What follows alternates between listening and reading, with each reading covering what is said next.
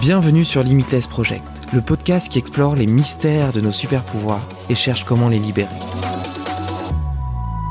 En discutant avec des scientifiques, médecins, sportifs ou entrepreneurs, je veux comprendre quels sont les secrets de la performance humaine et découvrir les meilleurs hacks pour optimiser ma vie, mes capacités et ma longévité.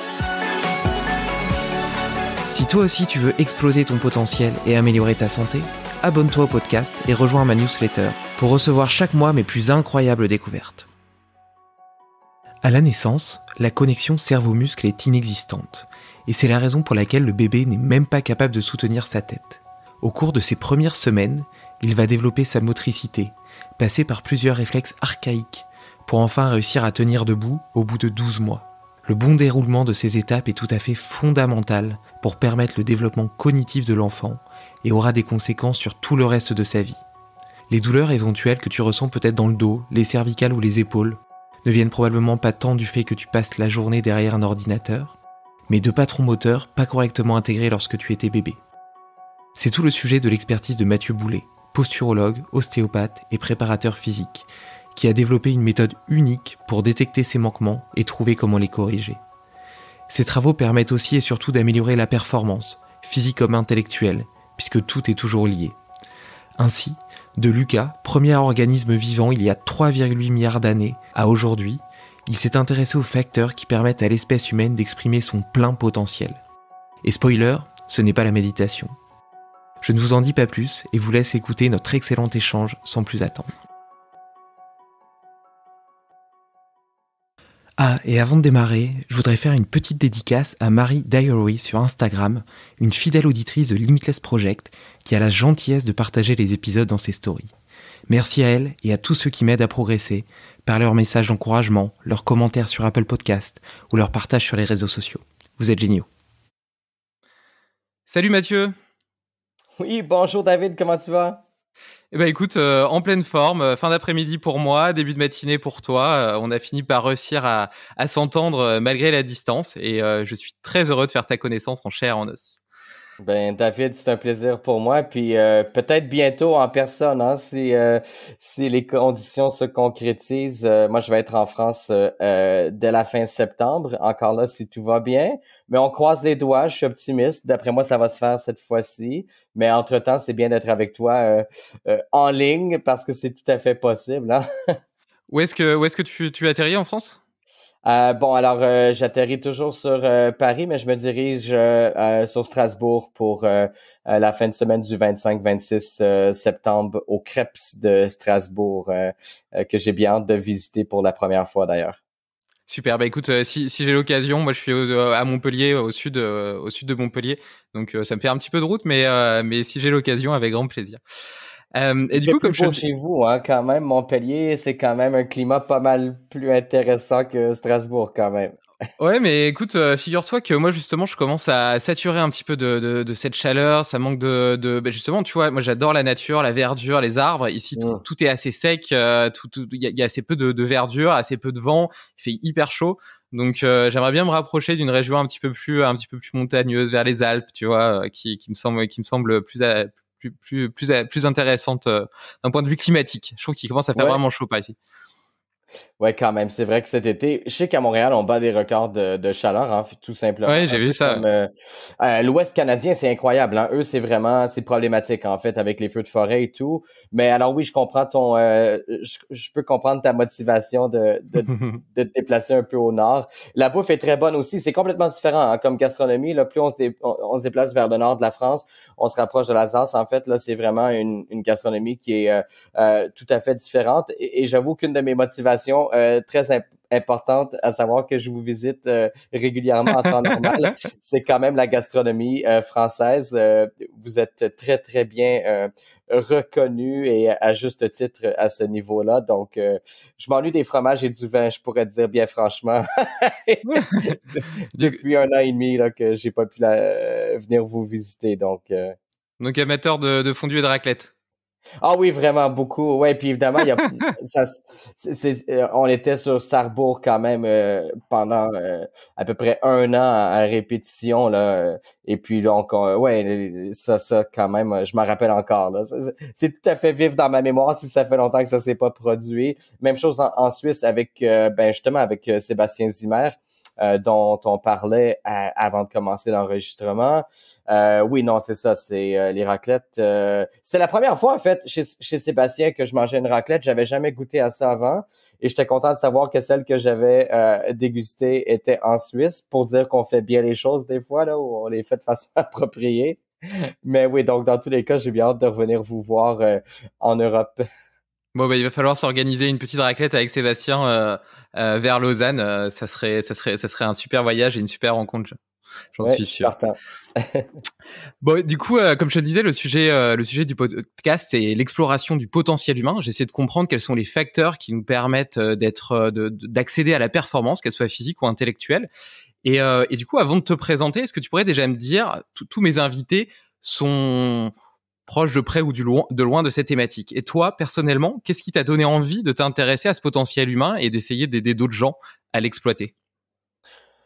Écoute, très tôt, moi, quand j'étais adolescent, j'ai eu des enseignants au secondaire que vous appelez le lycée, qui ont été des sources d'inspiration pour moi, puis justement qui m'ont amené à faire des découvertes. C'était surtout en littérature, puis au niveau de l'histoire, en fait, qui étaient mes premières passions. Et je me suis dit, mon Dieu, mais que c'est beau de pouvoir influencer quelqu'un à vouloir en savoir plus, aiguiser la curiosité. Donc, mon parcours, il a commencé là. Donc, je suis devenu enseignant, a priori. Et puis, en même temps, j'étais entraîneur privé, entraîneur personnel, alors pour monsieur, madame, tout le monde. Et puis, un peu comme plusieurs entraîneurs, j'ai voulu toucher à du haut niveau. Alors, je me suis formé un peu plus spécifiquement pour ça. Comme on avait les étés de libre, ça me permettait de m'engager à temps plein dans des camps de formation pour athlètes à titre d'entraîneur. Ce que j'ai fait. Et puis, au final, ma déception, ça a été de voir que même si j'apprenais à mettre en place des techniques d'entraînement très avancées, j'avais beaucoup étudié avec Charles Poliquin, j'avais lu des auteurs comme Mel Siff, Paul Chek, en fait, des influences vraiment dans les années 90 qui étaient parmi les tops de la préparation physique. Alors, même si sur papier, j'étais capable de mettre des programmes d'entraînement qui étaient au top, je me rendais compte que en fait, je me suis rendu compte rapidement que même le haut niveau, parfois, était ou blessé ou travaillait avec des compensations musculaires, ce qui faisait que souvent, il fallait quand même réviser à la baisse nos attentes de ce que ce type de clientèle-là pouvait exécuter. Et c'est là où je me suis peut-être un peu plus intéressé à ce qui était réhabilitation ou réathlétisation, comme vous dites en France. Et c'est là où je me suis enligné vers tout ce qui était massothérapie, ostéopathie, posturologie. Et c'est devenu mon intérêt principal, à prime abord, de dire, bon, comment est-ce qu'on peut optimiser la réponse motrice d'un être humain. Et c'était initialement pour l'entraînement de haute performance. Avec les années, ça a beaucoup, beaucoup évolué. Mais quand même, à prime abord, c'était pour dire, chez un athlète de haut niveau, comment est-ce qu'on peut intervenir pour permettre, en fait, une meilleure exploitation de ce système musculaire qui permettrait des meilleures performances, autant en conditionnement physique, en entraînement, que sur le terrain, ce qui est évidemment la priorité pour eux, en fait. Et du coup, c'est comme ça que tu en es venu à créer l'Institut IP? Est-ce que Oui, tu peux alors nous raconter un peu ce que tu fais aujourd'hui, ce que c'est Oui, bon, alors, dans mon propre cheminement comme thérapeute, ce que je me suis rendu compte, en fait, c'est que la majorité des techniques qui étaient utilisées travaillaient sur l'articulation, sur le muscle, mais sans jamais trop faire la connexion avec le cerveau et surtout sans jamais trop faire la connexion ou le pont, à savoir pourquoi est-ce qu'on a des dysfonctions qui sont articulaires et pourquoi est-ce qu'on aurait des tensions musculaires qui sont gênantes.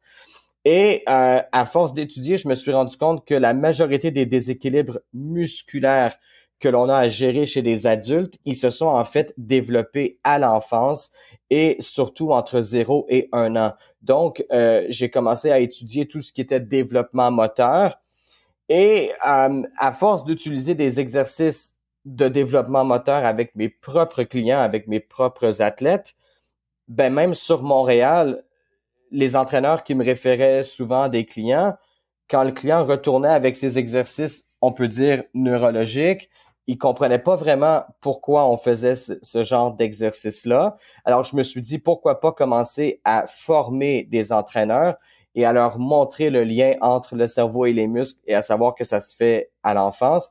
Et c'était là l'idée de créer l'Institut IP. Ça s'est fait en 2016. Donc, on a maintenant 5 ans de recul, à savoir que, on a formé puis on continue à former beaucoup de préparateurs physiques, à savoir on se dit, ils devraient reconnaître le lien entre le développement moteur et la difficulté à faire un exercice comme un squat ou une traction à l'âge adulte. Donc, ça fait depuis 5 ans et c'était pour ces raisons-là, en fait, qu'on avait créé l'Institut IP à l'époque.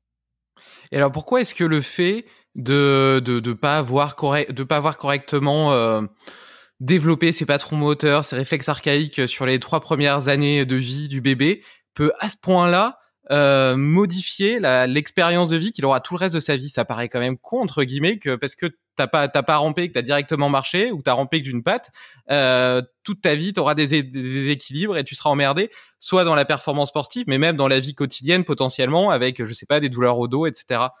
Pourquoi cette relation?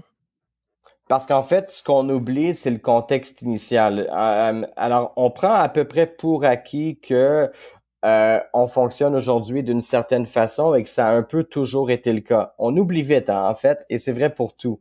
Et là, je me dis, bon, après, c'est ça, il faut éduquer, il faut rappeler aux gens que lorsque l'on naît, on a un tonus musculaire qui est très élevé, ce qui est tout à fait physiologique, c'est même souhaitable.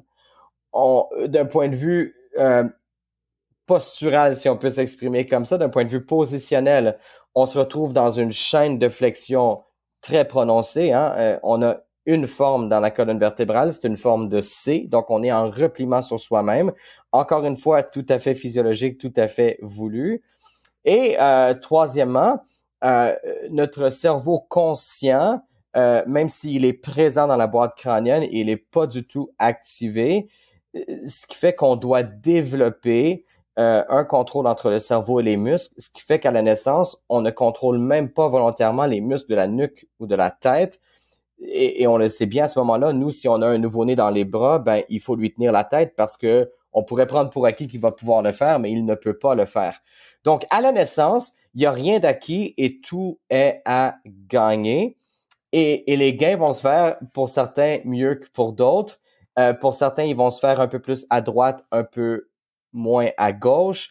Et finalement, c'est que on a à former des connexions et on a tous à former ces connexions-là dans les premières années de la vie entre un cerveau, plusieurs muscles, de par l'apprentissage de mouvements qui sont des mouvements clés, des mouvements primaires qui sont les mêmes pour absolument tout le monde. L'être humain existe sur la planète Terre depuis les 7 millions dernières années. Alors, on sait, on reconnaît comment un être humain se développe et de quels prérequis il a besoin pour fonctionner de façon optimale une fois qu'il est mature, une fois qu'il est à l'âge adulte. Donc, alors après, une fois qu'on connaît ces mouvements qui doivent être intégrés, une fois qu'on reconnaît l'ordre dans lequel ils doivent être intégrés, on peut les tester chez un adulte, voir lesquels ont été intégrés et lesquels n'ont pas été intégrés et bosser là-dessus avec des exercices qui reprennent tout simplement le type de mouvement que l'on aurait dû maîtriser plus tôt. Ce qui fait qu'on fait un retour vers l'arrière pour mieux avancer dans sa vie, en fait. Ouais, c'est hyper intéressant ce que tu dis. Je vais revenir sur plusieurs points. D'abord, quand tu dis que le bébé, le nourrisson, quand il sort du ventre de sa mère, il n'est pas capable de tenir sa tête. Moi, au début, je pensais que c'était parce que par manque de tonus musculaire. Mais en fait, ce que tu m'expliques, c'est que il manque les connexions cerveau-muscle. Donc, le bébé naît, il a le cerveau d'un côté, les muscles de l'autre, ils sont pas fonctionnels. Et il doit créer des voies neuronales pour apprendre à les maîtriser. C'est ça que tu es en train de me dire. Et du coup comment ça se fait? Il essaie et puis au bout d'un moment, à force d'essayer, il comprend comment bouger. Ça se passe comment un peu ça? C'est drôle parce que les adultes, puis j'en parlais avec ma cliente qui vient de quitter justement, et elle venait me voir pour son premier suivi. Moi, quand j'entreprends un client, je les prends en charge pour 12 mois parce qu'on reprogramme leur posture. Donc, ça prend 12 mois de tenir debout. Et c'était son premier suivi. Donc, et là, elle me dit, tu sais, cet exercice-là, je le fais pas bien. Et ça, c'est un feedback qui revient souvent de la part des clients. Et ce qu'ils veulent dire, c'est qu'en fait, c'est pas parfait. Donc, déjà, il y a toute cette notion qu'il faut que les choses soient parfaites. Et ça, c'est pas possible. Donc, ça crée beaucoup d'anxiété chez beaucoup, le fait qu'il faut que les choses soient parfaites, déjà, un. Deux, si on regarde un enfant, un nouveau-né se développer, si on veut le quantifier comme ça, il y a plus d'erreurs que de réussites. C'est à savoir qu'il y a beaucoup, beaucoup d'efforts pour très peu de résultats souvent et qu'à un moment donné, à force de faire X nombre d'efforts dans une certaine direction, ça débloque sur un acquis. Et après, on a besoin encore de beaucoup, beaucoup d'efforts pour avoir un deuxième acquis. Et c'est comme ça qu'on intègre la motricité, c'est comme ça qu'on intègre les réflexes archaïques. Donc, au final, ça nous fait dire que oui, c'est à force d'essayer qu'on réussit à faire quoi que ce soit. C'est vrai chez les adultes. Je pense qu'on oublie qu'on est passé par là pour nos plus grandes réalisations, entre autres tenir debout, même si pour certains, c'est plus ou moins déséquilibré. Mais quand même, déjà, le fait qu'on tienne debout, c'est un accomplissement absolument phénoménal. On est les seules espèces sur la planète Terre à pouvoir faire ça à temps plein, ou à peu près, dépendamment de la compétence posturale de chacun. Mais après, c'est vrai que c'est aussi le point de départ, c'est-à-dire que tenir debout à l'âge d'1 an, c'est ce qui va nous permettre l'exploration du monde et c'est ce qui va aussi permettre de nous reconnaître à travers le sens de l'équilibre, à travers la proprioception, donc la reconnaissance de soi. Et c'est ce qui va nous permettre de développer un cerveau qui est conscient. Et à ce moment-là, ça débloque sur tout ce qui peut être apprentissage avec un A majuscule et par la suite, gestion du capital émotionnel. Donc, la posture, elle est vraiment le point de départ de toute notre vie. Et d'ailleurs, la mort, c'est quoi? C'est l'absence de résistance à la gravité. C'est-à-dire que y a personne qui meurt à la verticale. Hein? On s'effondre. Et l'effondrement, en fait, c'est le fait qu'on n'est plus capable de tenir debout. Donc, le but à ce moment-là des gens avec qui je travaille, les praticiens que je forme, en fait, c'est d'optimiser cette réponse d'un être humain à tenir debout tout au courant de sa vie le plus longtemps possible et de contribuer à sa santé physique, cognitive et émotionnelle par le fait même. Mais après, il faut être prêt à accepter que la perfection n'existe pas. Il faut être prêt à accepter aussi qu'un jour, c'est un combat qu'on va perdre. Et puis, mais entre-temps, il faut avoir du plaisir, puis il faut se donner la chance de s'optimiser, en fait, je pense. Et donc du coup, tu l'as dit, c'est des réflexes archaïques, donc c'est-à-dire qu'ils sont programmés génétiquement en nous. En soi, on n'aurait peut-être pas besoin d'aider nos bébés à apprendre à ramper, à marcher. Tout ça est censé être inné chez eux. Et ce que t'expliques, c'est que ils doivent passer par cet apprentissage de la motricité pour pouvoir développer toutes leurs capacités intellectuelles. Est-ce qu'on pourrait faire un parallèle une fois adulte et dire que si notre motricité elle est pas efficiente à l'âge adulte, notre cerveau pourra jamais fonctionner à sa pleine puissance? Oui, en fait, c'est exactement ça. Donc, l'idée, c'est que lorsque l'on apprend à fonctionner de façon très primitive entre 0 et 1 an, les ondes du cerveau que l'on stimule sont au niveau de ce qu'on appelle le tronc cérébral. Et il faut comparer à ce moment-là le cerveau à une rose pour vraiment comprendre l'enjeu et l'importance du tronc cérébral. Tu sais, quand on offre une rose à notre demoiselle, elle est charmée par les pétales. Hein? C'est toujours le fait que les pétales sont d'une beauté quelconque. Bon, après, oui, c'est beau, mais si c'était pas de la tige, et de la nutrition que la tige a pu amener au pétale, on n'aurait pas eu le résultat souhaité. Donc, au niveau du cerveau, ce qu'on appelle communément le cerveau, c'est le cortex, c'est un peu les pétales, sauf que pour permettre des pétales qui sont éblouissantes, en fait, c'est que ça prend un tronc cérébral qui a donné les bonnes informations. Donc, l'acquisition des patrons moteurs, elle se fait au niveau du tronc cérébral. La gestion des fonctions primitives, hein, donc les battements cardiaques, la respiration, tout ça, ça se fait, la digestion, ça se fait au niveau du tronc cérébral. Donc, un enfant qui maîtrise plus ou moins bien ses premiers mouvements a de la difficulté à faire maturer le tronc cérébral et c'est cette maturation du tronc cérébral qui allume et qui active le cerveau, on peut dire, supérieur. Alors, pense un peu à un courant électrique qui passerait moins bien, qui serait moins puissant, et à ce moment-là, on active un peu moins le cerveau supérieur et par le fait même, les mouvements volontaires sont un peu moins justes, moins efficaces, ben par la suite, ce sont les fonctions cognitives et émotionnelles qui s'enclenchent et qui s'enclenchent de façon moins franche.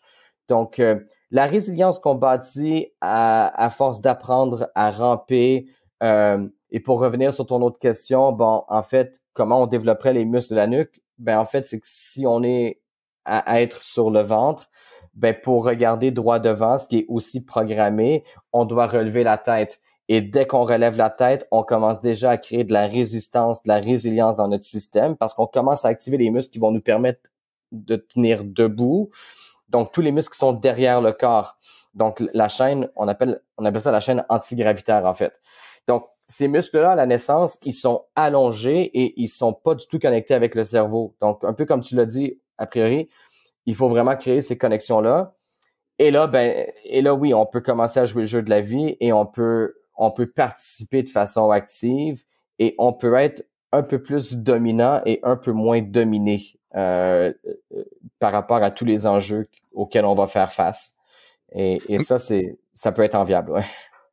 Donc si je comprends bien, le besoin crée la fonction, c'est parce que le bébé a envie de regarder devant lui, qu'il va le relever la tête, enfin apprendre à relever la tête et au final développer cette connexion cerveau-muscle à cet endroit-là. Justement, je te le disais un peu en intro, dans ce podcast, je pose toujours une question aussi sur ma petite fille qui a maintenant 9 mois.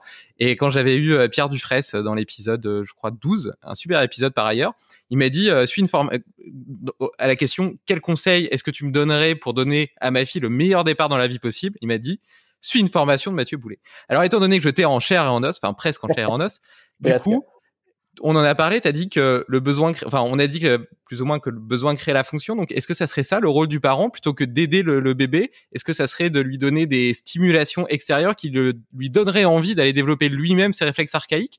Ou bien est-ce qu'il faudrait le soutenir, tu vois, par exemple, pour l'aider à ramper, la porter un peu par le ventre ou voilà. Qu'est-ce que tu penses de tout ça? Quels seraient tes conseils pour permettre un bon développement de cette motricité?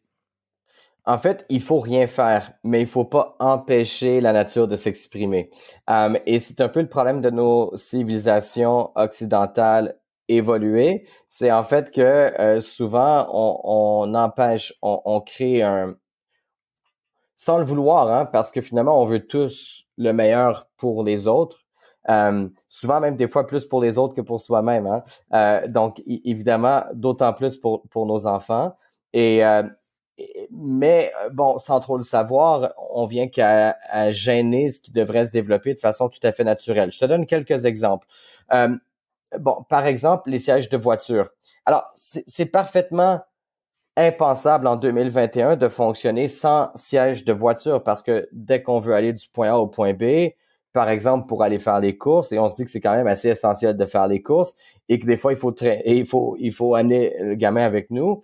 Ben, la loi, en fait, c'est qu'il faut le mettre dans un siège de voiture et c'est tout à fait souhaitable, c'est sécuritaire. Maintenant, bon, c'est que le siège de voiture, par exemple, avant même que l'enfant soit capable de se verticaliser et de regarder au loin, ben, le siège de voiture va quand même verticaliser l'enfant. Donc, il va mettre le corps de l'enfant dans une position que l'enfant ne peut pas encore assumer. Ça peut, dans certains cas, faire en sorte que par la suite, lorsqu'on retourne à la maison et qu'on met le gamin ventre au sol pour qu'il puisse se développer naturellement, ben justement, ça se peut que ça lui tente peut-être un peu moins d'être ventre au sol. Et ça se peut qu'il démontre des signes de fatigue, des signes de résistance, en fait, à cette position-là. Et le ventre au sol, et c'est pas la seule, mais c'est une position quand même clé qui nous permet de développer, bon, les réflexes archaïques et la motricité. Alors après, l'idée, c'est dans la mesure, c'est-à-dire que il y a des avantages pour l'humanité de vivre en 2021 et il y a des inconvénients. Bon, après, un des inconvénients, c'est peut-être le siège de voiture, sauf que après, bon, c'est de dire de jouer avec la dose.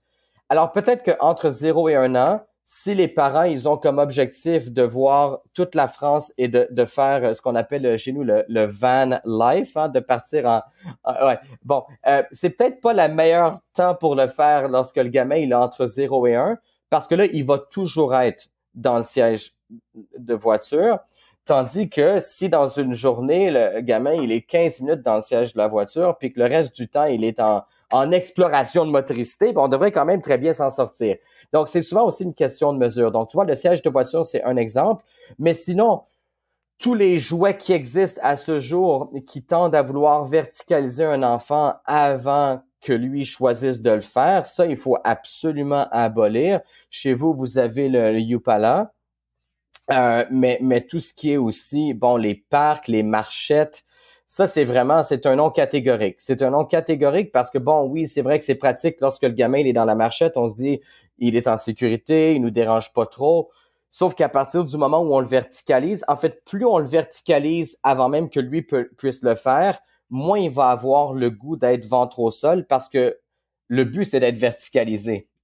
Alors, évidemment, une fois qu'on permet ça, même si c'est supporté, même si c'est artificiel, c'est quand même qu'après, dans la plupart des cas, c'est plus difficile de reculer en arrière en même temps pour permettre l'intégration de la motricité.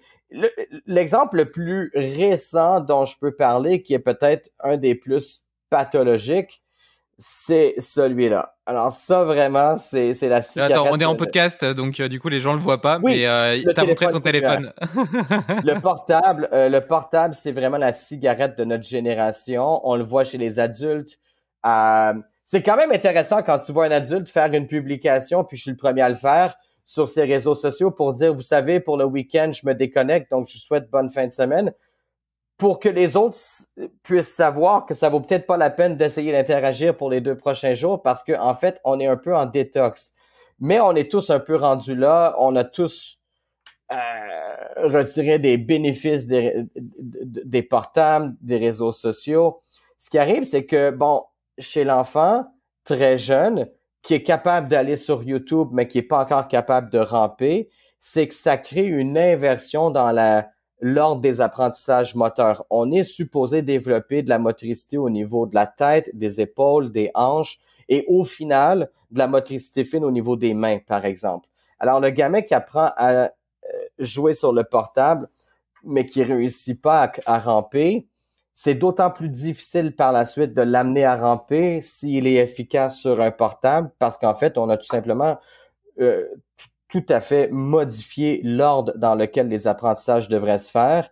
Et à ce moment-là, ça crée vraiment une confusion dans le système nerveux qui est très dur à réparer. Donc, tous les experts, et c'est rare qu'on ait des consensus scientifiques, hein, mais tous les experts en neurosciences s'entendent pour dire qu'entre 0 et 2 ans, le temps d'écran devrait être de 0. Et par la suite, c'est toujours une question de faire dans le moins possible. Mais quand on est au resto et qu'on voit un enfant braqué sur un portable et puis qui dérange personne et que ça fonctionne, il faut déjà se dire que c'est pas normal qu'un enfant dérange personne. Et si ça fonctionne autant, pour moi, c'est épeurant parce que ça devrait pas fonctionner si bien.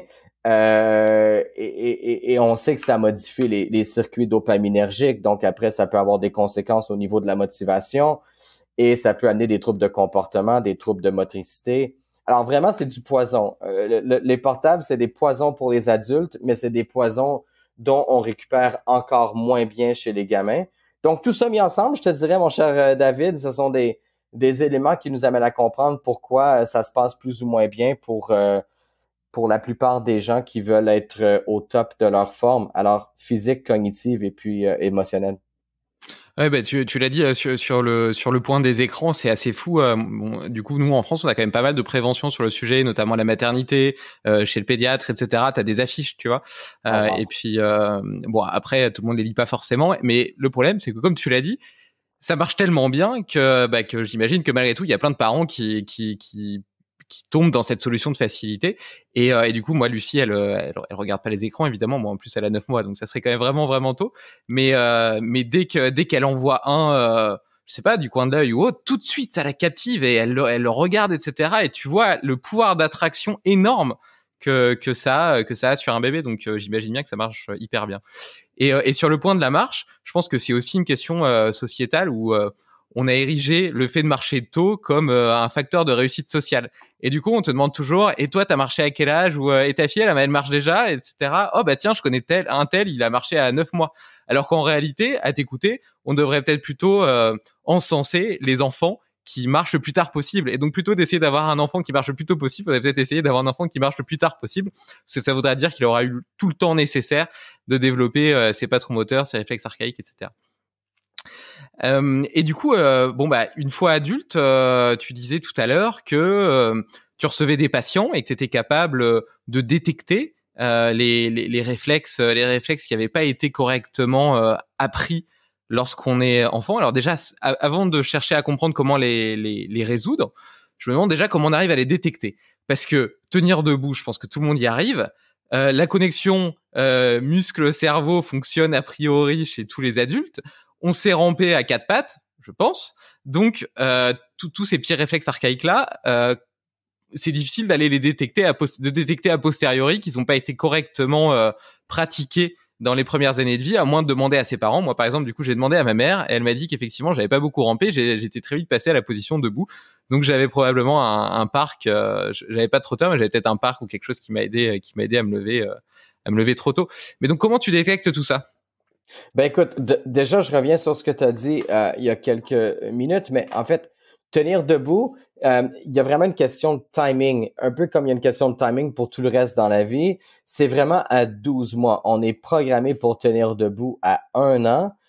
Maintenant, il y a des études qui démontrent qu'un enfant qui tient debout à 13 mois, si on les compare à ceux qui tiennent debout à 12 mois, ils ont un profil cognitif moins favorable plus tard à l'adolescence et à l'âge adulte. Alors, tu vois, c'est quand même un truc assez précis. C'est dingue. Maintenant, c'est vrai, ouais, c'est fou, hein, parce que bon, après, oui, on peut se dire, c'est un peu comme le temps de gestation, c'est 39 semaines.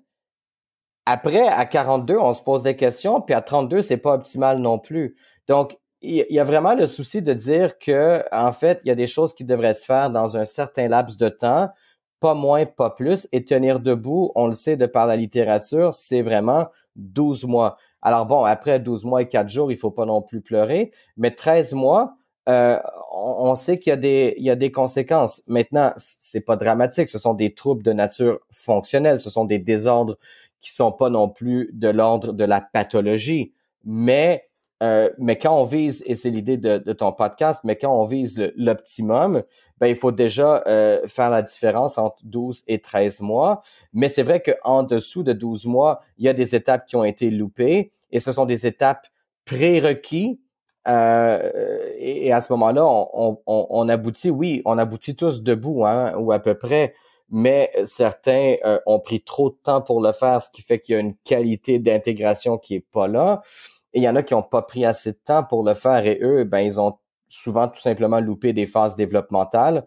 Et après, oui, ça se teste chez un adulte. Puis tu disais, Attends, avant de passer ouais. à l'adulte, du coup, ça me redonne une toute petite question. Dans ce contexte-là, du coup, est-ce que si à 12 mois, ma fille, elle marche pas, je devrais essayer de l'aider à marcher? Non, mais il faut voir si elle a intégré ou non les réflexes archaïques qui étaient les prérequis à la marche. Parce qu'en fait, de faire du modelage ou du remodelage, c'est un peu superficiel. Mais de voir est-ce qu'elle a les prérequis pour la marche, le jeu, il est là en fait. Parce que souvent, et c'est vrai chez l'adulte, on va dire, patient X ne peut faire tâche Y. Et là, on se met à répéter la tâche. Hein. On est beaucoup dans une société de répétition de ce qu'on voit. On est trop peu, à mon avis, dans une société qui se pose des questions à savoir pourquoi est-ce qu'on en est arrivé là. C'est vrai dans tout. C'est vrai au niveau de la crise sanitaire qu'on a tous à gérer en ce moment. C'est vrai en politique quand on regarde des fois le résultat puis qu'on se dit, mon Dieu, mais comment est-ce qu'on en est arrivé là? Et en fait, c'est rare qu'on se pose la question, mais si on n'est pas d'accord avec le résultat, pendant 4 ans, on va dire que la personne qui est en place n'aurait pas dû l'être. À place de se dire, mais comment est-ce que c'est arrivé? Et de peut-être travailler sur ça. Je te donne un exemple très classique parce que j'adore la politique américaine. En 2016, quand Trump a remporté l'élection présidentielle contre Hillary Clinton, pendant 4 ans, les Américains, à tort ou à raison, se sont demandé, mais comment est-ce qu'il a fait? En fait, la vraie question à se poser, c'est, pas comment lui il a fait, mais comment est-ce que les démocrates ont perdu? Parce qu'au final, Trump n'était pas supposé remporter les élections. Qu'on soit pour ou contre, hein, il n'était pas supposé. Mais quand je dis que personne ne le croyait, je veux vraiment dire que personne ne le croyait. Je pense que même lui était un peu surpris, en fait. Quand on regarde sa réaction le soir même de 2016, honnêtement, on peut penser que lui-même, il se dit, OK, mais pour moi, c'était une farce tout ça, là. À la limite. Donc, on est souvent dans le « OK, maintenant ça fonctionne pas, qu'est-ce qu'on fait avec? » À place de dire « OK, qu'est-ce qui s'est passé avant et qu'est-ce qui fait que pendant toute la campagne de Hillary Clinton, les gens, ils ont pas adhéré au final? » Donc, chez un être humain qui tient debout, oui, on peut dire « il bouge pas le bras comme il faut, il marche, il a des symptômes », ou on peut faire « OK, oui, on reconnaît tout ça, mais qu'est-ce qui s'est fait avant et est-ce que ça s'est bien fait ou non? » Donc, le travail que moi je fais, puis les gens que je forme, c'est vraiment d'amener cette perspective, de regarder le avant la réalisation qu'on fait aujourd'hui. Et je pense que si on faisait ça dans plus de sphères de la vie, ben, on serait plus à l'aise avec tout ce qui se passe. On pourrait s'expliquer plus de phénomènes peut-être. Et après ça, ben, si on le veut, on pourrait corriger le tir sur certaines situations de façon plus efficace. Et du coup, j'ai pas bien compris comment ça se détectait.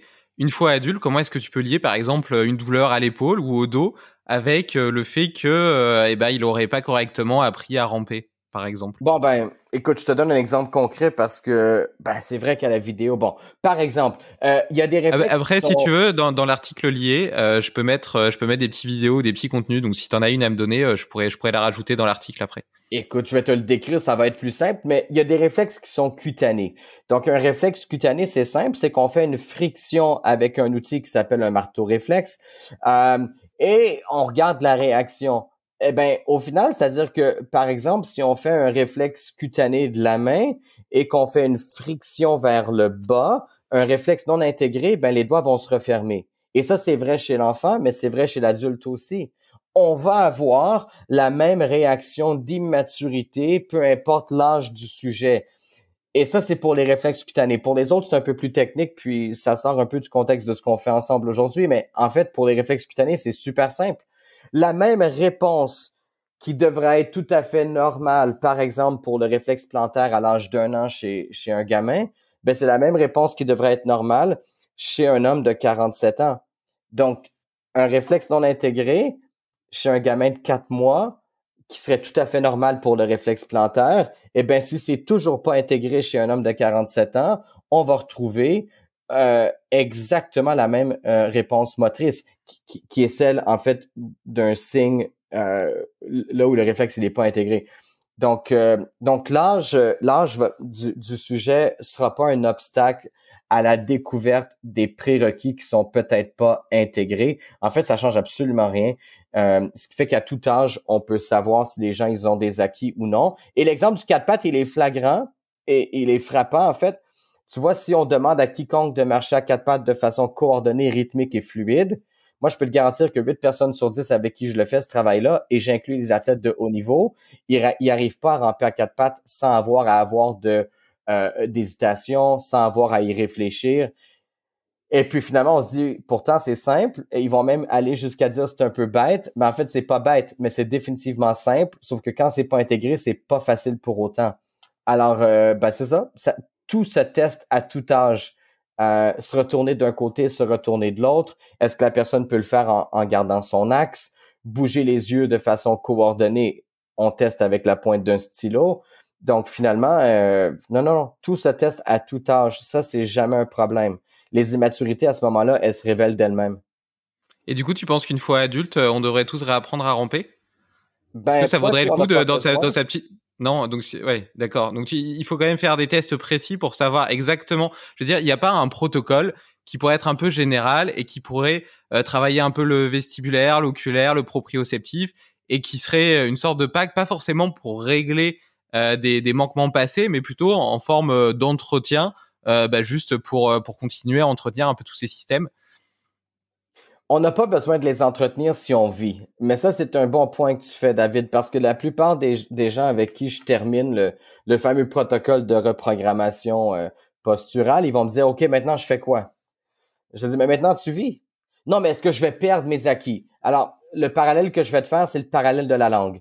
Toi et moi, on converse déjà depuis un petit bout de temps. Il n'y a pas une fois où on a pensé à des lettres. On n'a jamais pensé à mettre des lettres ensemble pour faire des mots et on n'a jamais pensé à comment on allait faire des phrases. Alors, la motricité, c'est un peu ça. Une fois qu'on a appris et qu'on a intégré, par exemple, le rampé ou le 4 pattes, on n'aura jamais besoin de le refaire. Mais c'est vrai que si on arrête de marcher, si on arrête de faire du sport, si on arrête d'être actif, eh ben, on va dépérir. Mais c'est pas parce qu'on n'aura pas nos prérequis, c'est parce qu'on va avoir arrêté de les exploiter. Et, euh, et c'est ça. Donc, finalement, une fois qu'on a appris à ramper, c'est fait. Le problème, c'est qu'il y a un paquet de gens qui ont mal rampé et qui, à ce jour, souffrent d'avoir mal rampé. Alors, ben, il faut les faire ramper, en fait, parce qu'ils l'ont pas appris de façon même correcte, à la limite. Donc, non, c'est ça. Maintenant, si c'est intégré, c'est intégré. Tu sais, il y a 72 mouvements qu'on doit intégrer entre 0 et 18 mois. Ben, toi et moi, il y a certains de ces mouvements-là qu'on a parfaitement intégrés, sinon on ne tiendrait pas debout. Et il y en a qu'on a moins bien intégrés. Le job du posturologue, des gens chez IP, en fait, on encourage les gens de se former dans ces deux techniques-là. Ben, c'est de reprendre avec le sujet qu'ils ont devant eux, l'essence de ces mouvements-là. Et pour ceux avec lesquels ça fonctionne moins bien, c'est de les travailler, en fait. Et est-ce qu'il y a il y a des choses qui pourraient nous mettre la puce à l'oreille et nous permettre de comprendre que justement on a des réflexes qui n'ont pas été correctement intégrés et qu'on ferait bien de travailler dessus? Peut-être qu'on a une tension musculaire à répétition, que ce soit au repos ou dans le contexte d'une activité particulière. On va souvent blâmer ce qu'on fait dans la vie, à savoir pourquoi on ressent telle ou telle chose. Et c'est vrai au niveau physique, c'est vrai au niveau cognitif puis émotionnel. Par exemple, au niveau physique, tu sais, la personne qui est assise devant un écran toute la journée puis qui dit forcément c'est parce que je suis devant un écran toute la journée que j'ai mal à la nuque.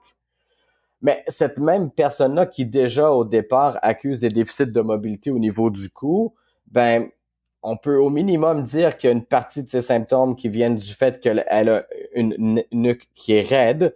Et après, oui, le fait d'être assis devant un ordi, ça exacerbe les symptômes. Mais c'est pas la cause, c'est le contexte. Alors, déjà, les êtres humains qui n'ont pas de bonne connexion avec leurs muscles, là où la connexion est pas bonne, le tonus de base, il est élevé. Pourquoi? Ben, ça protège, en fait. C'est un peu le contexte initial à la naissance qui se poursuit. Mais quand on a appris à bien se mobiliser entre 0 et 1 an, en apprenant à se mobiliser, c'est un peu comme si on étirait les muscles qui étaient trop tendus et par le fait même, plus tard, ben, c'est des endroits dans le corps où on n'aura pas de tension musculaire. Même si on fait des activités qui sont répétitives, même si on a du stress, parce qu'on blâme le stress pour tout et rien depuis des années, à tort, parce que justement, ce même stress pour une personne A va peut-être être géré bien différemment par une personne B. Et le postulat que je fais, c'est que la personne qui a un bon équilibre musculaire va pouvoir gérer toute forme de stress beaucoup mieux. Et là, ben, on parle à ce moment-là d'être robuste, résilient et puis résistant. Et tout ça, ça se fait dans le contexte où on a de l'équilibre, de la coordination, de l'agilité. Ça se fait dans le contexte où on a bien intégré les mouvements dans notre première année de vie. Et c'est ce qui fait qu'on devient en fait compétent pour vivre. Et après ça, ben, gérer toute forme de stress, physique, cognitif et puis émotionnel. Je crois que tu as cité des petits mots-clés comme agilité, équilibre, conscience corporelle ou en tout cas connexion avec les muscles. Du coup, est-ce qu'on pourrait imaginer aussi que déjà le fait de faire de pratiquer une activité sportive régulière, de faire de la mobilité qui améliore du coup la conscience corporelle, la conscience des différentes articulations, etc. Le fait peut-être de faire du jonglage qui permet d'améliorer la coordination, de la corde à sauter, le fait de faire du surf, du paddle ou de tenir en équilibre sur un tronc d'arbre pour travailler l'équilibre. Est-ce que tu penses que le travail de toutes ces petites facultés physiques participe justement à régler ou à améliorer en tout cas notre conscience corporelle, notre connexion cerveau-muscle et donc à nous permettre d'être plus efficients? 100%. Maintenant, dès qu'on fait une activité debout, on a besoin de stratégies d'équilibre quand même qui sont assez évoluées. Et les activités que tu mentionnes, qui seraient celles qu'à peu près tout le monde pourrait faire parce qu'on fait tout sur deux pieds, ben l'idée c'est que si on n'a pas les prérequis pour bien les faire, même si on va en bénéficier parce que déjà ça stimule un paquet de systèmes physiologiques, notre performance dans le contexte de ces activités-là va toujours être dépendante de ce qui aura été appris lorsque notre corps était à l'horizontale. Donc, pour vraiment le positionner de façon très visuelle, si les activités que l'on veut faire pour améliorer notre sort nous demandent d'être sur deux pieds, ben, c'est bon, mais il faudrait s'assurer que tous les prérequis qu'on avait à gagner lorsque l'on était ventre au sol ou couché sur le dos, qu'on ait tous les prérequis qui viennent de ces phases de développement-là. Et là, on va pouvoir progresser de façon beaucoup plus convaincante pour ce qui est des activités où on tient sur deux pieds. Mais après, oui, après, il faut vivre. Après, il faut stimuler le système, il faut l'activer, il faut l'amener à surmonter des défis. Puis, il faut faire ça du début à la fin de sa vie parce que c'est la seule façon qu'on a de vraiment activer le cerveau et le garder en santé. C'est de relever des défis qui sont quotidiens, en fait. Et tu disais un petit peu plus tôt qu'avec l'Institut IP, maintenant, tu formais des praticiens qui eux-mêmes étaient capables d'exercer et donc de faire ces bilans posturologiques, de recommander, j'imagine, un protocole d'exercice à faire pour rétablir ces patrons moteurs, et une fois qu'ils sont rétablis, ils sont potentiellement acquis pour peu que on les entretienne en vivant, comme tu viens de le dire. Du coup, où est-ce qu'on peut les trouver? Il y a une certification Institut IP ou une carte sur ton site? Comment on fait si moi par exemple, je me rends compte que j'ai des petites douleurs au milieu du dos et que j'ai envie d'explorer cette voie-là? Oui, bon, alors déjà, tu vois, le fameux bilan posturologique dont tu parles, lui, il est enseigné par le CIES, qui est le Collège international d'études de la statique, qui est l'école de formation en posturologie du docteur Bricot. Maintenant, moi, dans ma pratique toute personnelle, je combine ce que je fais à IP, qui est l'étude des mouvements, avec l'étude de la posture. Évidemment, les deux sont complémentaires. Donc, mais oui, pour ce qui est de l'Institut IP, c'est vraiment en fait de déceler des erreurs de mouvement. Et à ce moment-là, institutip.com, c'est le site web. Et puis comme de fait, on donne des formations. Je te dirais plus en Europe qu'au Québec parce que j'ai formé déjà beaucoup ici. Et puis j'aime quand même pas mal voyager, donc je mets la priorité sur les cours en Europe. Mais oui, donc sur le site web institutip.com, on retrouve les différentes formations. Certaines sont online, mais les cours de base se donnent en présentiel. Pourquoi? Parce que c'est beaucoup plus intéressant pour tout le monde, en fait, on va se le dire.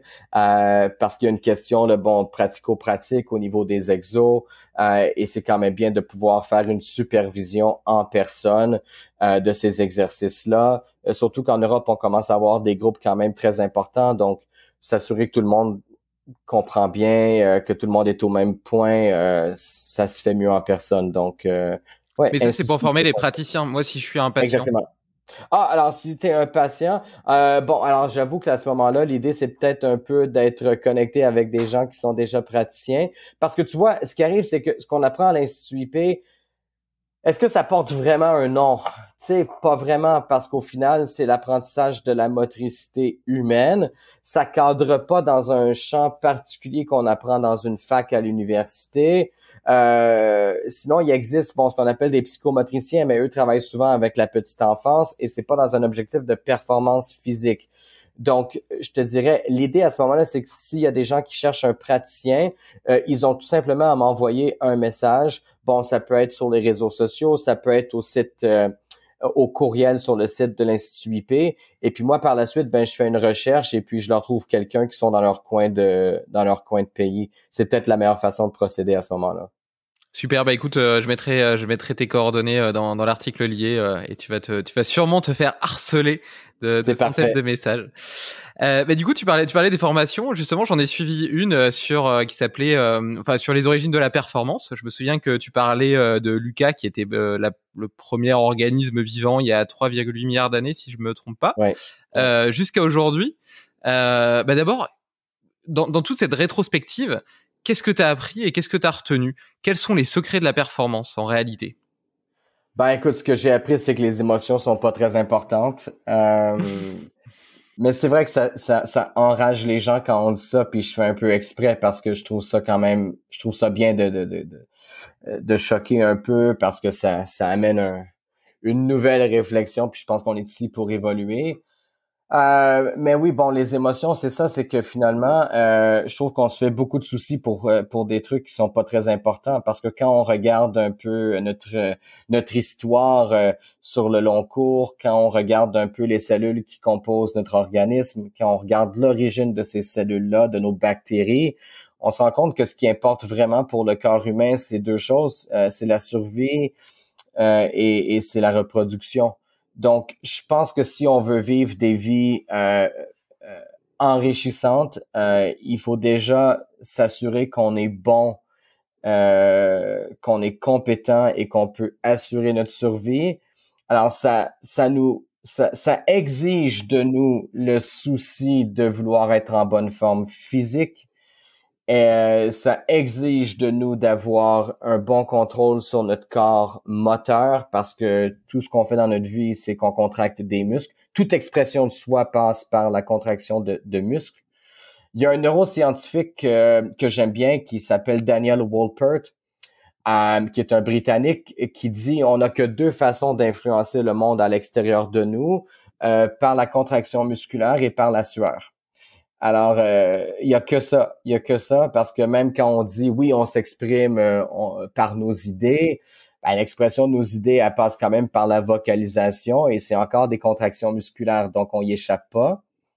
Alors, la clé, en fait, c'est ça, c'est vraiment d'avoir accès à son corps de la façon la plus intègre, que ce soit le plus fluide, et par le fait même, eh ben, on est d'autant plus capable de réagir à notre environnement et il y a beaucoup moins d'événements ou de situations qui peuvent nous paraître menaçantes, ce qui fait qu'on est beaucoup plus relax et en fait, tout le monde vise cet état où on est un peu plus calme. Et pour certains, c'est la fuite. Et je dis pas ça de façon critique, je le dis de façon d'un point de vue d'observation. La fuite qui est très populaire en ce moment, c'est la méditation. Alors, à savoir que il y en a plusieurs qui se disent, bon, finalement, moi, si je médite une fois par jour, une fois par semaine, mais bon, les gens qui méditent régulièrement, ils le font à peu près quotidiennement. Eh bien, pendant ce temps-là, ils réussissent à recharger leur batterie, ce qui est bien. Il y a des bénéfices qui sont tout à fait reconnus au niveau de la méditation. Et ils réussissent réellement à se déstresser.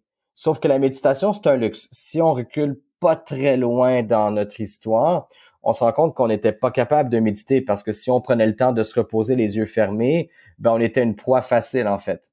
Et notre corps a gardé de ses réflexes, de ses façons de faire, de ces temps-là où on pouvait peut-être pas se permettre de méditer. Alors je dis pas qu'il faut pas méditer, je dis que si on a besoin de méditer pour être en paix avec soi-même et avec le monde extérieur, c'est qu'on travaille sur des prérequis qui sont pas intégrés et que si on joue le jeu de la motricité, d'une posture équilibrée, si on joue le jeu de la résilience, ben on va peut-être avoir beaucoup moins besoin de méditer et si on choisit de le faire, on va avoir d'autant plus de bénéfices.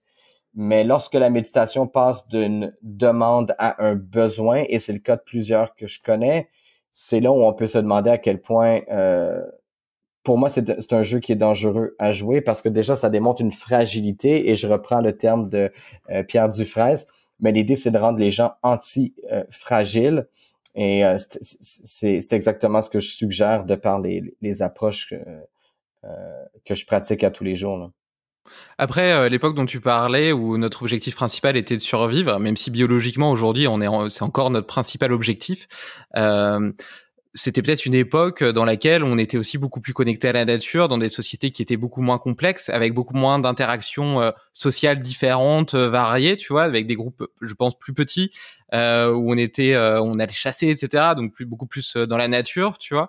Donc peut-être qu'on avait moins besoin aussi de se reposer un petit peu le cerveau. Tu vois, quand tu passes une journée au bureau, bon ben, comme tu l'as dit tout à l'heure, ça permet notamment de recharger tes batteries. Je trouve ça assez intéressant parce que moi j'aime bien méditer justement mes 10-15 minutes le midi parce que j'ai l'impression que ça me redonne de l'énergie pour toute la journée. Ça me fait une espèce de petit sas entre ma matinée et mon après-midi. Et depuis que je fais ça, je me trouve beaucoup plus efficace l'après-midi.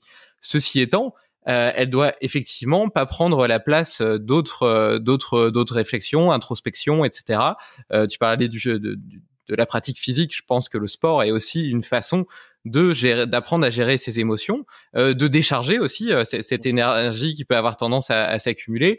On parlait de Pierre Dufresne qui est le spécialiste de l'hormèse et donc du coup forcément il y a aussi le froid qui est excellent. Tu vois, tu peux avoir beaucoup de stress ou de problèmes dans ta tête, tu vas dans une eau gelée, tout de suite tout tombe et tu te retrouves instantanément hyper connecté avec toi-même et plus rien d'autre n'a d'importance. Et donc, t'es ancré totalement dans le moment présent. J'ai eu un autre invité d'ailleurs qui s'appelait Ice Mind, qui a écrit un livre sur le froid m'a sauvé, qui lui le voit plutôt justement, il dit le froid, c'est la méditation sous stéroïdes. Et je suis assez d'accord avec lui parce que tu as un côté hyper puissant, hyper efficace qui te reconnecte intensément au moment présent. Après, comme tu l'as dit, est-ce que ça veut pour autant dire qu'il faut pas méditer? Je pense pas. Je pense que ça peut avoir des avantages propres. Et d'ailleurs, tu disais que les émotions avaient pas tant d'importance. Ben, apprendre à les gérer, c'est peut-être pas si bête, et la méditation peut être une voie pour y parvenir. Est-ce que tu en connais d'autres d'ailleurs, des voies qui nous permettraient de nous libérer de nos émotions? Parce que même si d'un point de vue conscient, tu peux te dire, bon, bah, de toute façon, le corps, il est fait pour la survie. On est un amas de cellules qui décident de fonctionner ensemble, de conserver notre homéostasie, etc. Et concrètement, elles s'en foutent de ce que tu penses. Elles s'en foutent de ce que tu penses. T'as beau le savoir consciemment, c'est pas pour autant que tu vas pas surréagir face à une situation qui te stresse, qui t'énerve, etc. Et donc, puisque visiblement, tu portais pas forcément la méditation, dans ton cœur, en tout cas en première intention, est-ce qu'il y a d'autres solutions que tu trouves plus avantageuses? Ben en fait, la compétence est un petit peu la clé de la réussite dans les contextes que tu as énumérés, dans le sens où, bon, après, il y a des émotions qui sont plus intéressantes à vivre que d'autres, mais celles qui font parler, c'est souvent celles qui nous portent un préjudice. Donc, alors, tu sais, on peut mettre à la base de toutes celles-là la peur. Bon, qui est nécessaire, hein, mais bon, après, c'est toujours une question de dose. Dès qu'on a un enjeu qu'on doit résoudre, ça va faire naître une émotion, je dirais peut-être pas négative, mais une émotion où il y a un souci, il y a une attention particulière qui doit être portée à cet enjeu-là. Et en fait, après, pour nous, le but, c'est de s'en sortir indemne, c'est à la limite de s'en sortir même avantagé, toujours dans le but d'essayer de subvenir à nos besoins. Et à partir du moment où on a les compétences pour résoudre l'énigme, parce que la vie, c'est au final, c'est un peu ça, hein, c'est des énigmes qu'on a à résoudre une après l'autre. Et on le voit, les gens qui sont bien rémunérés sont capables de résoudre des énigmes que les autres ne peuvent pas résoudre. Regarde le sport professionnel, ben le mec qui est capable de compter des buts dans un contexte un peu plus stressant, lorsque tout est en jeu, ben ce mec-là, on va lui payer beaucoup d'euros.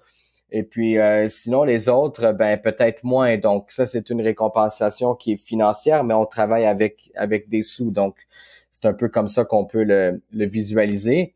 Mais en fait, c'est tout ce qui pourrait nous porter préjudice si on trouve des solutions à ces enjeux-là. Tout d'un coup, ben elle est là la solution pour diminuer les émotions qui nous portent, dans le fond, qui nous affectent de façon négative.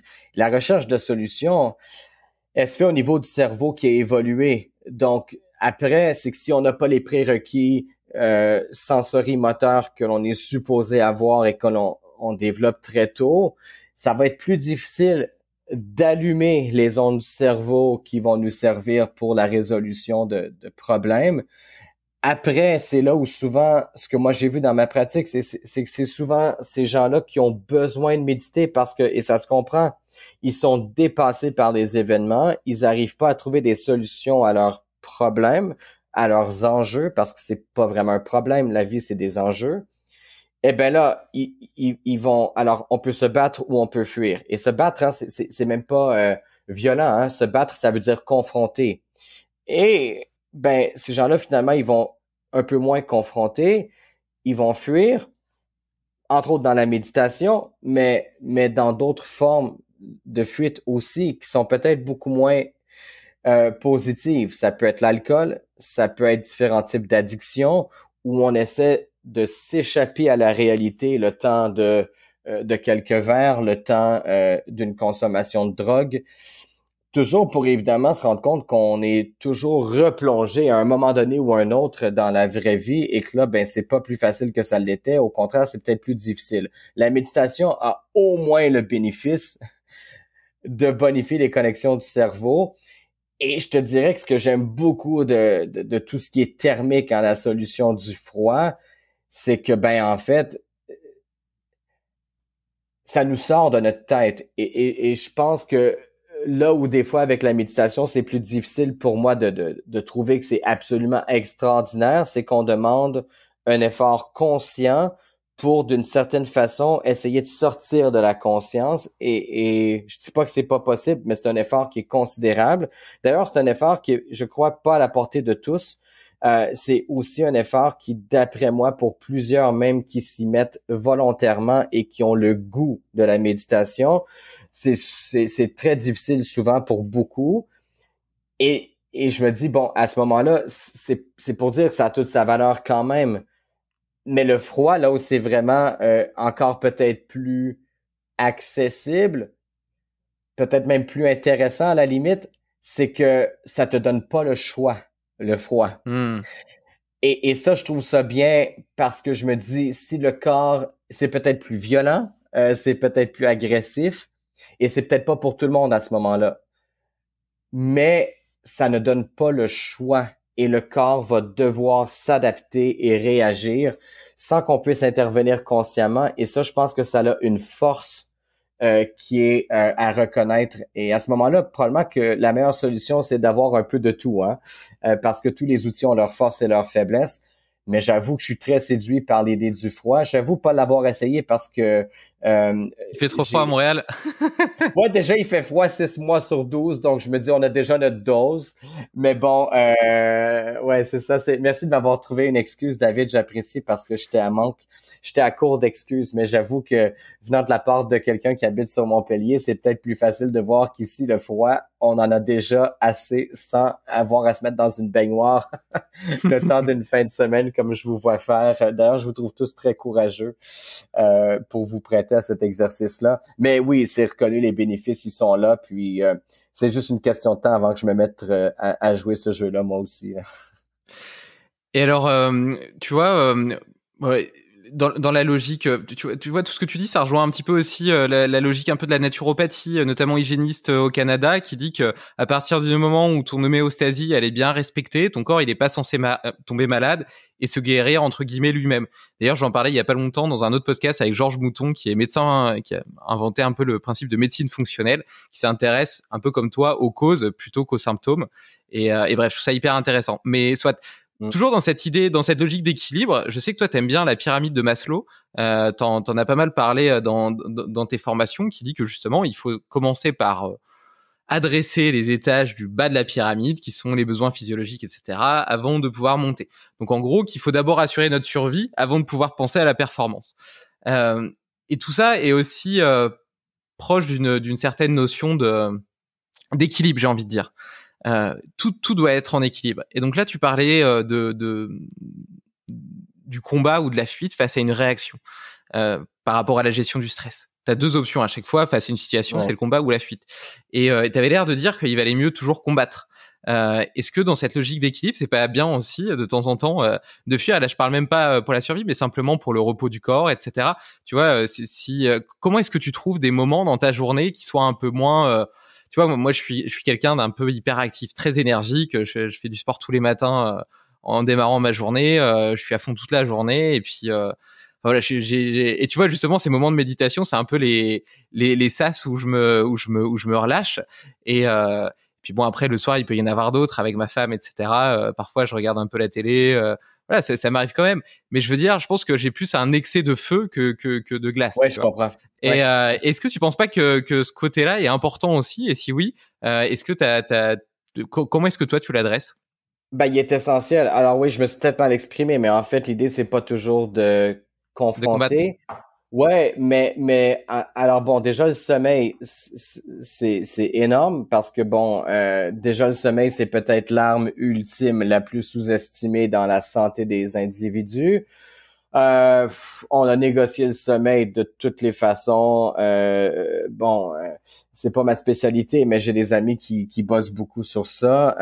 Pierre, entre autres, en parle souvent. Mais bon, le sommeil, déjà, c'est définitivement pas de se battre, hein. Alors, c'est un retrait. Alors, si on veut dire retrait, c'est peut-être mieux.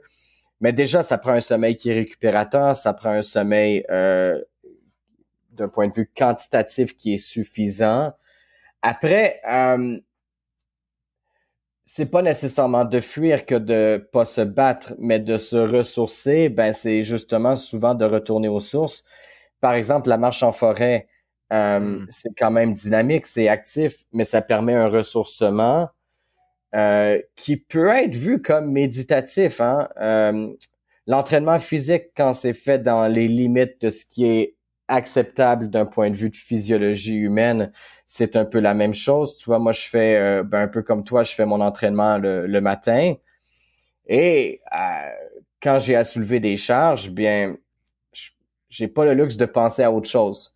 Surtout si elles sont lourdes. Et puis d'ailleurs, moi, c'est ce qui m'allume, c'est des charges lourdes. Pourquoi? Parce que en fait, ça me fait un peu penser à ce que tu dis, mais bon, j'ai toujours la tête à me dire, bon, ben, qu'est-ce que je vais faire, puis comment je vais réussir ce truc-là, puis je carbure au projet. Donc, après, un projet attend pas l'autre.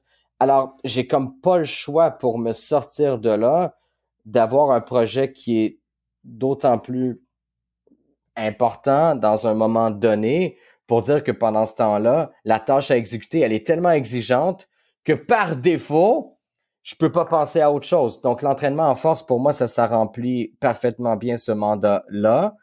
Sinon, c'est quand même qu'il y a un bénéfice au phénomène, par exemple, de les gens qui ruminent, par exemple. Alors, il y a des fois où j'ai des ennuis et ma femme va me dire, mais mon Dieu, mais tu serres des dents et t'as pas l'air à être connecté avec nous en ce moment. Et je lui dis, je suis en train de ruminer et il y a même des avantages à la rumination, c'est-à-dire que oui, il y a un coût sur l'organisme qui est épouvantable, hein, c'est pas bon pour le corps de ruminer. Sauf que ça permet jusqu'à un certain point la recherche de solutions pour faire face à un enjeu. Et je vais aller plus loin. Il y a des bénéfices à la dépression. On sait qu'on ne veut pas être déprimé. Et puis, c'est peut-être pas un état physiologique souhaitable. Sauf que la dépression, par le fait même qu'elle est caractérisée par une inactivité qualifiable ou même quantifiable, nous permet de ne pas perdre ce qu'on peut peut-être pas se permettre de perdre dans un enjeu particulier. À savoir que si on est pour jouer un jeu, l'idée, c'est de gagner. Après, je sais qu'en 2021, il faut dire que oui, l'idée, c'est de participer puis qu'on devrait être heureux avec quelconque résultat. Mais ça, c'est de la merde. Ça, c'est pas vrai. L'idée, c'est de gagner. C'est toujours de gagner. Et la survie, c'est de gagner un jour de plus, hein, à tous les jours. C'est de gagner que de vivre. Donc, tout s'ensuit par la suite. Donc, l'idée, c'est toujours de gagner. Je me rappelle avoir fait des cours de développement personnel à une époque. Et puis, le cours en question, il y avait beaucoup de très bons éléments. Mais celui-là, vraiment, à ce jour, je le critique parce qu'on disait, vous savez, l'idée, c'est l'expérience et gagner, c'est pas nécessaire. C'est peut-être pas nécessaire, mais c'est bien de gagner. Moi, je connais personne qui est pas heureux de gagner. Et je vais aller plus loin quand on regarde, par exemple, des aveugles qui font une course sur 100 mètres et qui remportent la victoire. Ils ont jamais vu quiconque lever les bras au-dessus des épaules en guise de victoire et pourtant ils le font. Ils le font pourquoi? Parce que le corps reconnaît que lorsqu'il se positionne d'une façon X, il augmente les hormones du bonheur, il augmente les hormones de plaisir. Et par le fait même, sans même l'avoir appris, le corps le fait de façon automatique, même s'il n'y a pas eu d'apprentissage.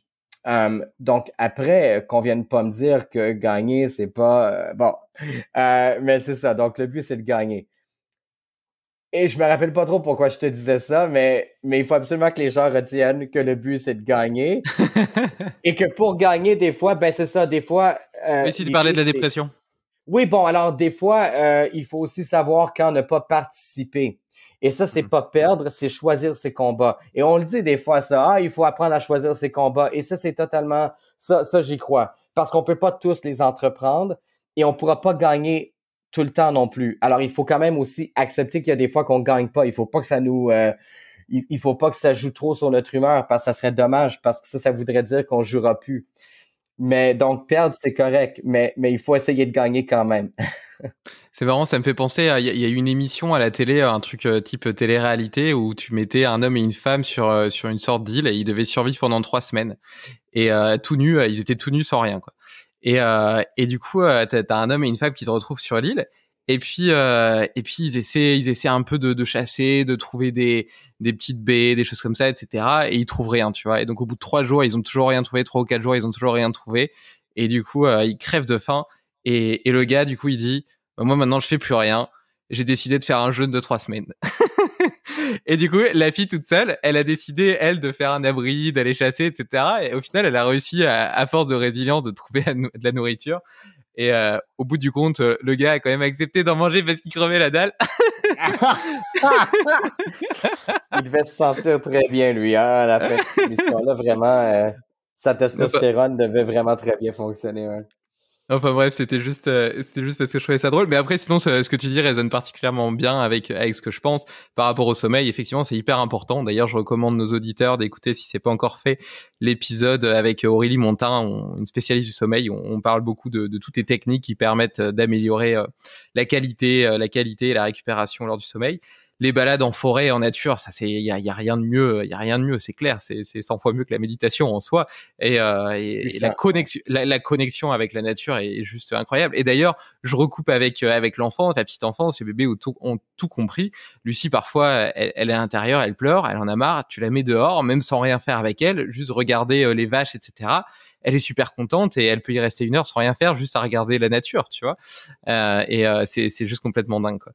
Mais ouais, non, je suis totalement en phase avec toi sur ces sujets. Et puis sur le fait de gagner, de pousser lourd. Donc du coup, j'en conclus que tu es un athlète de force athlétique.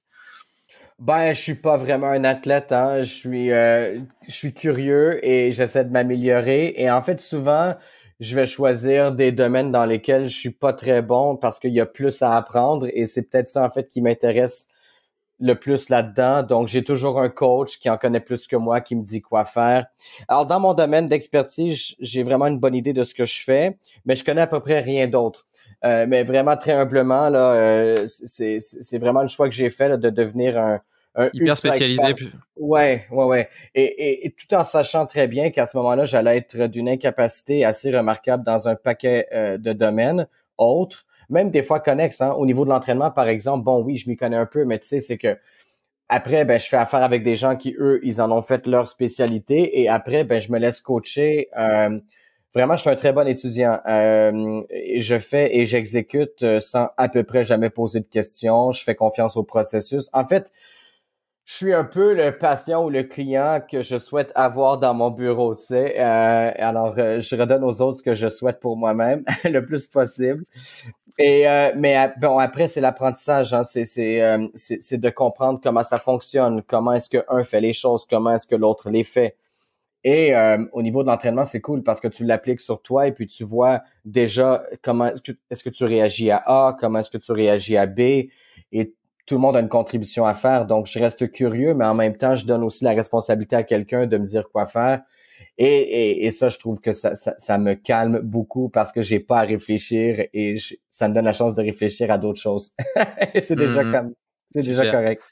Ouais, carrément. Et tu sais, moi, j'aime bien aussi l'idée de petits hacks qu'on pourrait ajouter dans notre quotidien et qui nous aideraient à être plus performants physiquement, intellectuellement. Est-ce que toi, t'as des routines, des outils que tu utilises dans tes journées et qui t'ont permis d'être une meilleure version de toi-même? Ouais, ben un des hacks, ça me faisait penser, on en parlait avant de commencer l'enregistrement, mais un des hacks qu'on utilise beaucoup à l'Institut IP, c'est une petite balle qui pique, on appelle ça un neurospike. Et le neurospike, en fait, c'est une petite balle de stimulation que les enfants adorent. Et puis au final, si on la roule, ouais, bravo, c'est exactement ça. Et c'est drôle, hein, parce que ça ressemble à un coronavirus. Je me rappelle au début de la vague 1, on montrait toujours le fameux logo du virus à la télévision. Puis le nombre de clients qui m'ont rappelé pendant 1 an à quel point leur neurospike leur faisait penser à la COVID, c'était quand même, bon, j'étais un peu tanné de l'entendre à un certain moment donné, mais c'est vrai que c'était frappant comme ressemblance. Mais notre version du coronavirus, elle a que des bénéfices. En fait, c'est que bon, on roule les pieds, on roule les mains sur le neurospike et ça active les ondes du cerveau pour le mouvement, pour la résilience. Donc ça, c'est vraiment un hack sous-estimé qui est très puissant et qui peut donner des résultats des fois qui sont carrément surprenants. Donc tu Donc ça, conseilles de c'est l'utiliser en échauffement avant un entraînement physique? absolument, ouais. Les deux mains, les deux pieds, quand on n'a pas d'approche qui est trop individualisée, et c'est sûr qu'on gagne à stimuler les deux mains, les deux pieds. Et c'est facile, ça prend quelques minutes. Même que on le voit hein, chez les enfants, si on met plusieurs jouets au sol, dont la Neurospike, dès qu'ils commencent à jouer avec la Neurospike, c'est souvent le jouet préféré, c'est celui qui active le plus le cerveau. Alors, comme on est fait pour activer le cerveau et que ça crée un sentiment ça crée des bienfaits, on gravite tout naturellement rapidement vers le Neurospike. Donc il est toujours bon, il est bon à long terme. Donc ça c'est le en anglais on dit it's the gift that keeps on giving. C'est le cadeau qui en est un qui est finalement qui continue à redonner là, sur le long terme là. Et puis c'est pratique parce que les jouets de bébé, ça prend vite beaucoup de place, surtout que forcément tout le monde a envie de t'en offrir. Alors c'est gentil, mais assez rapidement tu te retrouves envahi de milliers de jouets. Donc s'il pouvait y en avoir qu'un, mais Ouais. je la donnerais plus souvent à ma fille alors pour qu'elle puisse jouer avec. Ouais, surtout à Et son âge, hein, c'est quand même très cool parce que avant l'âge d'un an, c'est vraiment là où c'est le plus bénéfique. Après, évidemment, c'est bénéfique pour les gens qui tiennent debout, c'est bénéfique pour les vieillards. Mais si on peut stimuler les pieds et les mains avant l'âge de 12 mois, c'est exponentiel, en fait, le bénéfice. c'est tout ce que tu utilises dans tes journées? Non, mais c'est facile d'accès. Après, c'est vrai que j'ai une petite routine d'exercice qui me dure 5 minutes, un peu comme ceux que je vais suggérer à mes clients.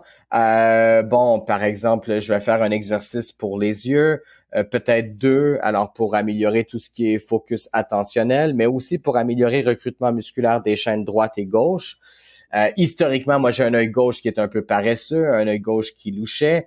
Bon, c'est plus vraiment le cas, mais comme ça a toujours été là et c'est là depuis toujours, je gagne toujours un peu à le travailler.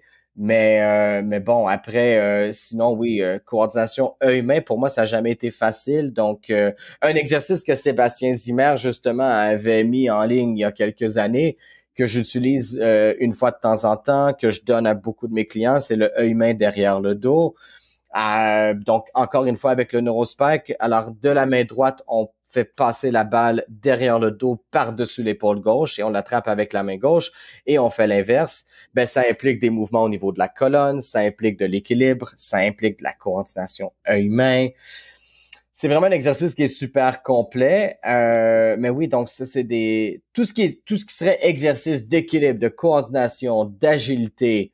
Je te dirais qu'on frappe dans le mille avec ces exos-là et qu'on va toujours avoir un bénéfice à peu près toujours quantifiable, là, à savoir un peu ce qu'on ressent par la suite et les améliorations dont on bénéficie. Et alors, ton œil, tu as réussi à le rééduquer par des exercices oculaires? Ça m'intéresse particulièrement parce que j'ai un peu le même problème que toi. En soi, j'ai une bonne vision avec les deux yeux, mais j'en ai un qui voit beaucoup mieux que l'autre. Et si j'en ferme un et que j'en laisse qu'un, je vois qu'il y en a un qui est beaucoup plus fort que l'autre. Et d'ailleurs, même en suivant un objet, je vois qu'il y en a un qui a moins de mobilité que l'autre. Je sais que j'en ai un qui est largement prédominant par rapport à l'autre. Donc t'as fait des exos spécifiques pour ton œil, pour le rééduquer, et en quelques années, t'as réussi Ouais, à c'est un peu rééquilibrer ça, en plus ou moins fait. ça. Ouais, vous avez des professionnels en Europe, on les appelle des orthoptistes. On n'a pas ça, nous, au Canada ou même aux États-Unis. On a autre chose, mais c'est pas exactement la même chose. Mais les orthoptistes en Europe, c'est génial parce que ce sont des professionnels qui vont entreprendre, entre autres au niveau dans le domaine de l'éducation, mais aussi pour la performance sportive, entre autres, qui vont entreprendre des patients pour améliorer le mouvement des yeux. Et mon Dieu, le mouvement des yeux, c'est à la base d'un paquet de fonctions qui nous ramènent à la survie, en fait. Alors oui, par des exercices que l'on fait, par exemple, avec notre doigt, avec des fois des objets que l'on peut bouger devant le corps. Après, il y a un facteur de progression à ça, mais oui, ce sont des exercices tout simples qu'on peut faire à la maison avec très peu d'équipement et qui donnent des résultats qui sont finalement quantifiable parce que dès qu'on réussit un type d'exercice, on a gagné une compétence particulière, on peut passer à un autre. Et l'idée, c'est de présenter ces exercices dans un ordre où la complexité augmente d'exercice en exercice. Donc, ouais, c'est quand même très cool tout ça. Cool, super intéressant. Bah écoute, je vais creuser ça. Ça m'intéresse particulièrement. Et du coup, on arrive un petit peu à la fin du podcast. Il y a juste 2-3 petites questions que j'aimerais encore te poser. La première, si tu avais un livre, un film ou une formation à m'offrir, lequel serait-elle ou serait-il? Écoute, il y a et c'est en langue anglaise, mais pour les parents, puis je le dis comme ça parce que ça sert un peu de bouquin d'introduction sur le sujet. Euh, et puis, je vais l'écrire dans le chat ici, comme ça tu pourras le retaper là, lorsque tu mets le podcast en ligne. Mais c'est un livre écrit par des kinésithérapeutes américains.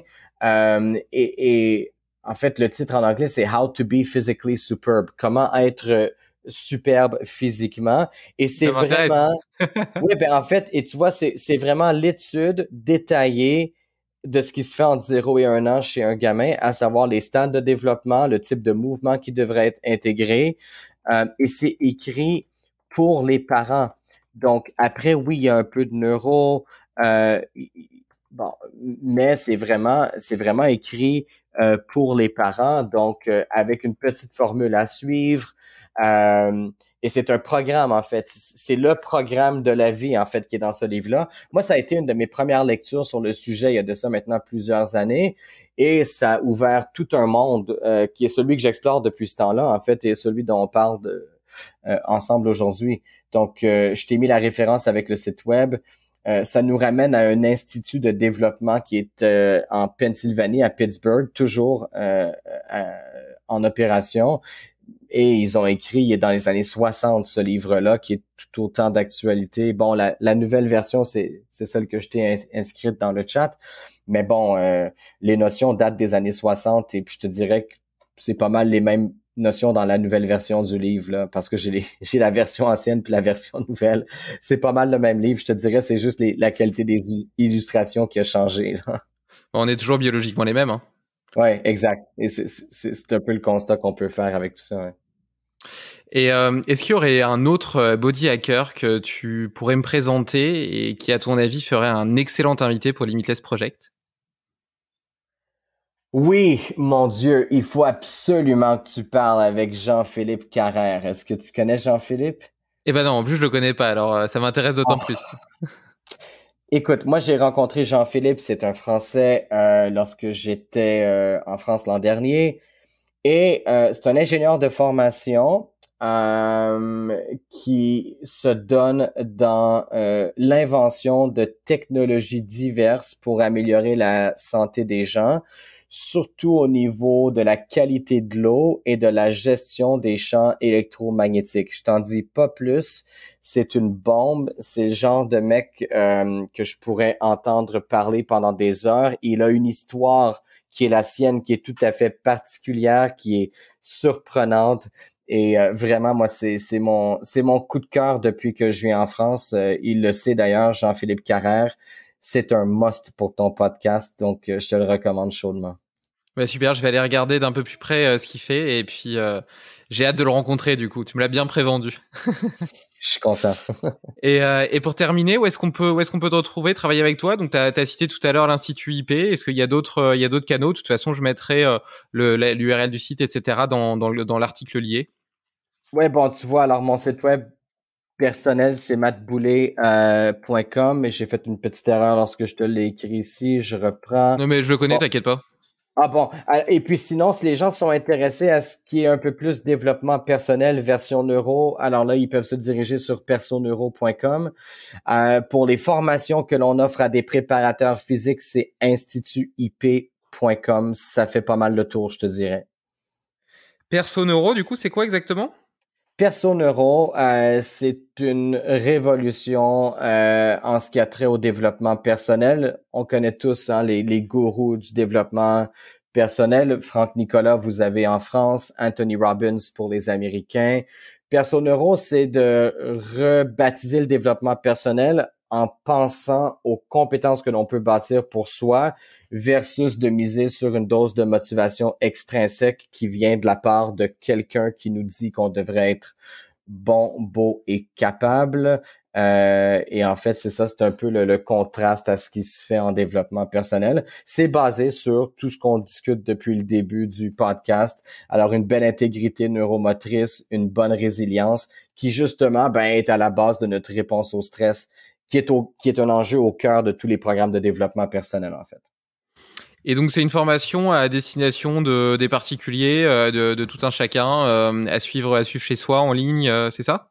Ou bien oui, c'est un peu ça. Il y a une formation qui est offerte autant pour les praticiens que pour monsieur, madame, tout le monde, en fait, que j'ai présenté dans le contexte d'une des formations de Pierre Dufraise. Mais c'est aussi, en fait, qu'on a formé des praticiens perso-neuro, autant au Québec qu'en Europe.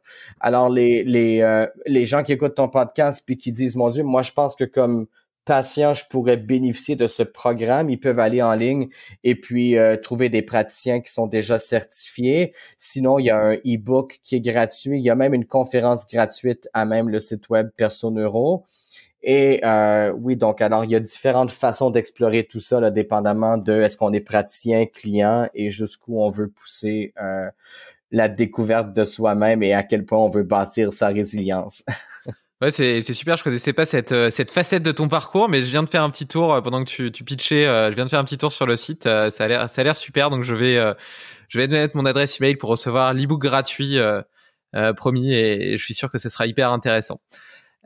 Écoute, Matt, merci pour ton temps. C'était vraiment très enrichissant. Je suis content d'avoir pu aller un petit peu plus loin après avoir déjà découvert cette excellente formation sur les origines de la performance. Et tu m'as donné de bons conseils pour le lancement dans la vie de ma fille. Donc, elle t'en remercie aussi par mon intermédiaire.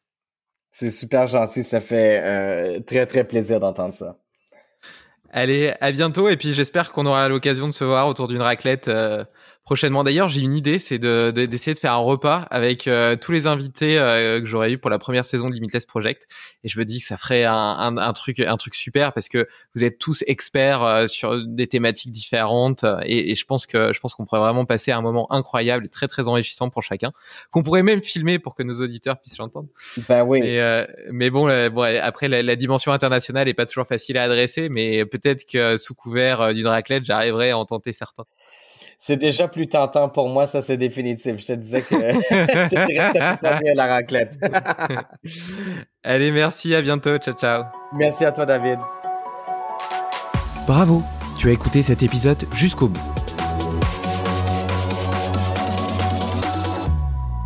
Si tu veux être sûr de ne rien oublier, retrouve le résumé de l'épisode et tous les hacks de mon invité du jour sur limitless-project.com. Mais avant, pense à me laisser une note de 5 étoiles sur ton application de podcast. C'est la meilleure façon de soutenir mon travail et de m'aider à convaincre de nouveaux invités de venir partager leurs secrets.